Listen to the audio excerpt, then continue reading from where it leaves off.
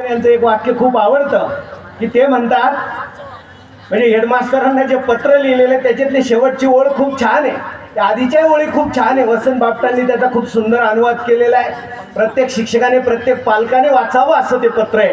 पण त्याची शेवटची ओळ आहे, ते म्हणतात की माझ्या मुलाला, गुरुजी माझ्या मुलाला प्रेमाने वागवा पण लाडावून ठेवू नका.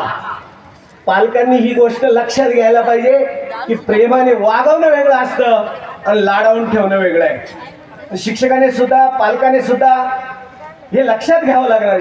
शब्दामध्ये मजा असते बरं का मराठीमध्ये. सर आपण शिकवतो आकाश आणि आभाळी एक आहे, एस एम सर मराठीचेच आहेत.